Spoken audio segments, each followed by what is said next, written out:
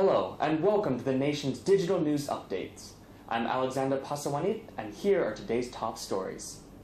The National Anti-Corruption Committee has decided to launch an additional probe into the SMS case involving Prime Minister Abhisit Vejjajiva and Finance Minister Goran Jatikawanit.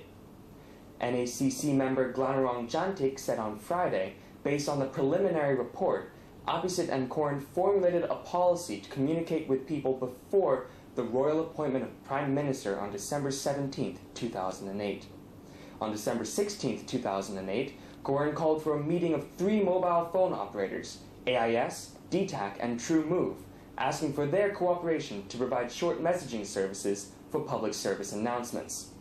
The SMS texts were sent out after the government came to power, and all 3 messages were sent and approved by Abhisit and Goran. The 3 operators signed off the SMS texts with URPM, an abbreviation for Your Prime Minister. The 3 companies confirmed they had cooperated in sending out SMS messages as public service announcements on several occasions in the past, including the publicity related to the APEC summit in 2003, the royal ceremonies, and the tsunami calamity in 2004. Following its debate on Thursday, the NACC found insufficient factual evidence to rule on the case. The complaint against Abhisit and Goran also included legal and tax issues for granting income tax exemption to revenues generated by the SMS texts. Unlike other public service announcements, Abhisit and Goran's SMS gave people the option to reply.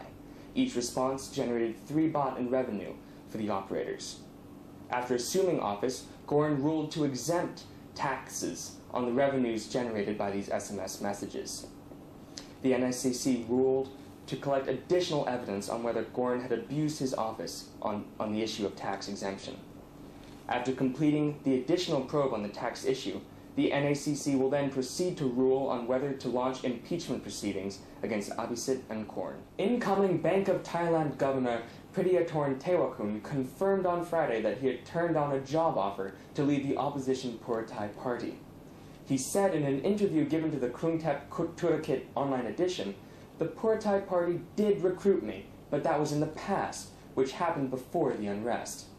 Pridiyathorn said he was offered the job by a Pheu Thai official who was a few years younger than him, dismissing speculation that ex-Prime Minister Thaksin Shinawatra had contacted him personally.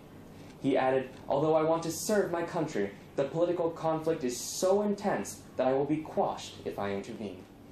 The Pheu Thai party spokesman Pompong Noparit said the party's legal team on Friday filed a complaint on the slow progress in resolving the land-grabbing case related to the Khao Paeng plots in Koh Samui. The complaint was lodged at the office of Justice Minister Pirapan Saliratwipat. Pompong said, "I want Pirapan to check on the lack of progress in the investigation as promised." The opposition brought to light suspicion of unlawful possession of land by Democrat executive Nippon Prompan and Tan Tuak Suban, the son of Deputy Prime Minister Suthep Tuak Suban. The Department of Special Investigation launched its probe on June 10th, but Prompong said the case has been stalled.